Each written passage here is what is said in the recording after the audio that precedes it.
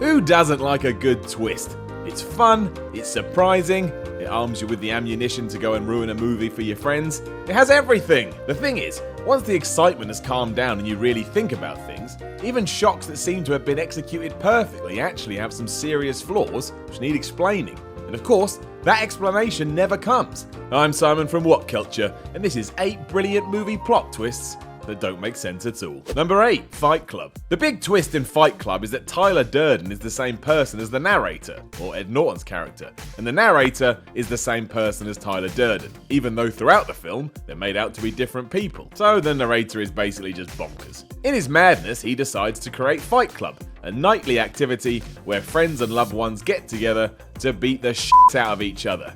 This is all well and good, but when you realise the twist and think back through the movie, it doesn't make any sense. Just imagine some of the scenes with only one character instead of 2.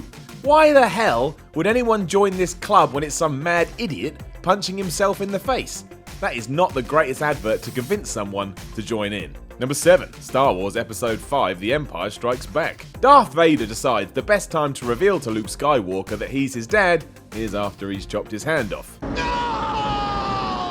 Why the hell did he wait so long to tell him? The reason is because when George Lucas was making Star Wars, he had no idea this twist was coming. That just occurred as he was making the sequel, which explains why Darth seems to have no clue about his offspring during the first film, despite being damn close to him on the Death Star and, the fact they share the last name. It's a twist for the sake of a twist, but it also makes Darth Vader look a bit stupid. Number 6, 7. Serial killer John Doe has decided to murder his victims according to the 7 deadly sins. But it turns out that Doe has killed Mills' wife, hoping that Mills executes him to signify wrath, one of the deadly sins. As Doe just wants to be normal, he takes on the role of envy and this masterstroke is complete. The problem here is what would Doe have done if Mills hadn't have come into his life and just so happened to bring the exact right circumstances? He would have been screwed. And we know he's been planning this for ages given the nature of the sloth death. That one was a year in the making. Admittedly, he could have just improvised all this on the fly, but that's both implausible and not fitting of a character who is meticulous to the nth degree. Number 5, The Sixth Sense. Malcolm Crowe is dead and he doesn't even realise it. That's the amazing twist at the end of The Sixth Sense, where you realise a dead man has been walking around without even realising he's dead. It works well within the context of the movie. We'll take a step back. Gibberish. Surely Crowe would have had an inkling that something was up. Take the scene with Kid That Can See Dead People, Cole Sears' mother. What we see is the two sitting in silence, leading us to believe it's just an awkward moment. In reality though, she cannot see Malcolm. Surely Malcolm would pick up on that. Like, what's going on here? Why are people not reacting to me like they used to? It's shot deliberately so you can't see all those little things. When you let your brain run wild, ruins it a little bit. Number 4, Citizen Kane. As Charles Foster Kane dies at the start of the movie, he says the iconic words, Rosebud. The rest of the film follows a journalist who tries to find out what these words meant, eventually discovering they were a reference to Kane's childhood sled.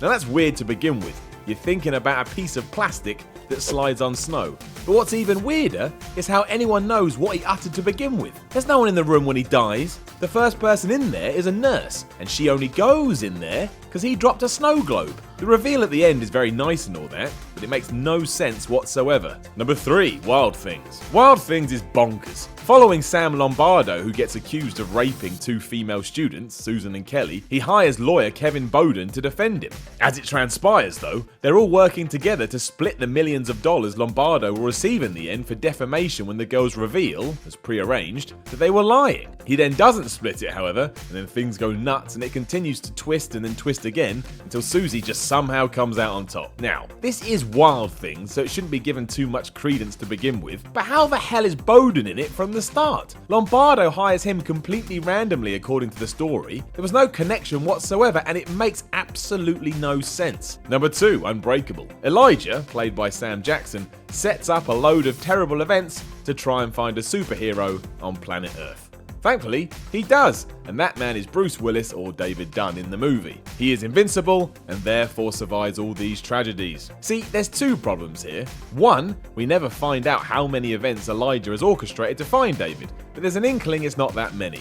so let's say 5. How then has he managed not to be arrested given he's basically a terrorist pulling off terrorist acts? 2. How on earth does he find David so quickly given there is literally billions of people on the planet? You're telling me he succeeded in his goal after just a few catastrophes? I mean, that could happen, but the odds are greatly against it happening, which does hurt the whole twist somewhat. Number 1. The usual suspects. Verbal Kint is Kaiser Soze. Kaiser Soze is Verbal Kint. It's one of the finest plot twists in movie history, right down to the moment police officers receive a fax revealing the true identity of Soze, and yes, he looks just like Kint. But the whole movie revolves around Verbal Kint making stuff up so he can escape custody. He does this very well, but there's a sequence before this which is portrayed as factual, and it's not being narrated for us.